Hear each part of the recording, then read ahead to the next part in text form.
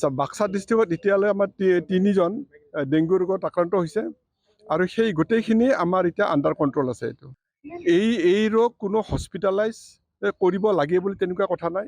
এইটো অপিডি ট্ৰিটমেণ্টো কৰিব পাৰি আৰু যদি চিভিয়াৰ যদি হয় তেতিয়াহ'লে এই পেচেণ্টবিলাক আমি চিভিলতো ভৰ্তি কৰোঁ আৰু কেতিয়াও খুবেই চিভিয়াৰ যেতিয়া নেকি হ'ব, যদি হেমৰেজিক ষ্টেজটো যদি আহে, ব্লিডিং যদি হয়, তেতিয়াহে আমি মেডিকেল কলেজ বা তালৈকে ৰেফাৰ কৰি দিওঁ। আমাৰ এই 3জন বৰ্তমান সুস্থ।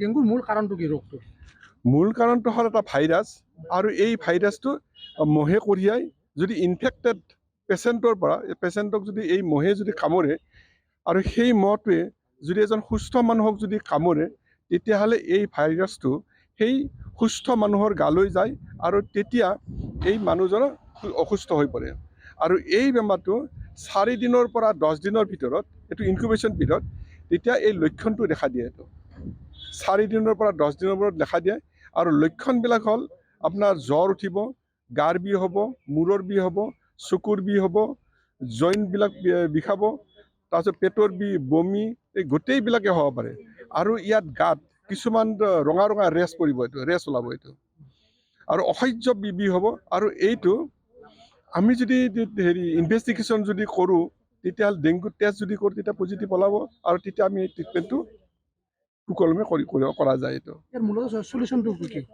চলিউশ্যনটো আচলতে প্ৰিভেনশ্যনটো আমি যিহেতু এইটো মেলেৰিয়া বা মস্কুইটোই যিহেতু বাহক, গতিকে আমি মস্কুইটোৰ কামোৰৰ পৰা আমি সাৱধান হ'ব লাগিব। এইটো তাৰ কাৰণে মস্কুইটোৰ ব্ৰিডিং যিটো আছে, ব্ৰিডিংটো আমি নাইকিয়া কৰিব লাগিব। এখেতে অলৰেডি কৈছেই যে ই সাধাৰণতে পৰিষ্কাৰ পানীত এই বীজাণুটোৱে মানে ব্ৰিডিং কৰে। এইটো গতিকে আমি যিখিনি বাহিৰৰ যিখিনি পানী আছে, গতিকে এই পানীবিলাক আমি নাইকিয়া কৰিব লাগে।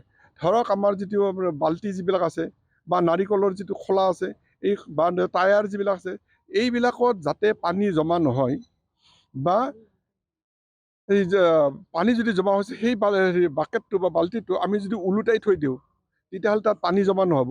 তেনেকৈ কৰিলে আমি ব্ৰিডিংটো মুঠতে নাইকিয়া কৰিব লাগিব, 1 নম্বৰ। আৰু 2 নম্বৰতে আমি সকলোৱে আমি যাতে মহৰ কামোৰৰ পৰা পৰিত্ৰাণ পোৱাৰ কাৰণে আঁঠুৱা ইউজ কৰিব লাগিব।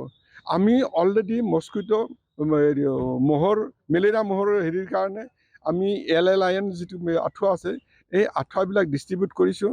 আমি এইবাৰ চেণ্ট্ৰেল গভৰ্ণমেণ্টৰ পৰা আমি 1,20,000 আঁঠুৱা পাইছিলোঁ আৰু আমাৰ যিটো BTC চৰকাৰৰ পৰা আমি আঁঠুৱা পাইছিলোঁ, সেইখিনি অলৰেডি আমাৰ যিখিনি ভূটানৰ যিটো এৰিয়া আছে, চাব হিল এৰিয়া আছে, আমি এই গোটেইকেইটা ব্লকতে আমি দিছোঁ এক্সেপ্ট বৰমা ব্লকত তেনেকুৱা কম কাৰণে আমি বৰমা গোটেইকেইটা ব্লকতে আমি আঁঠুৱা দিছোঁ।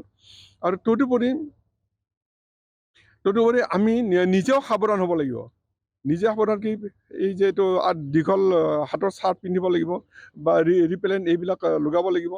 তেতিয়াহ'লে আমি এই মহৰ কামোৰৰ পৰা পৰিত্ৰাণ পাম আৰু তেতিয়াহে আমি এই ডেংগু বেমাৰৰ পৰা বা মেলেৰিয়া বেমাৰৰ পৰা আমি ৰক্ষা পাম।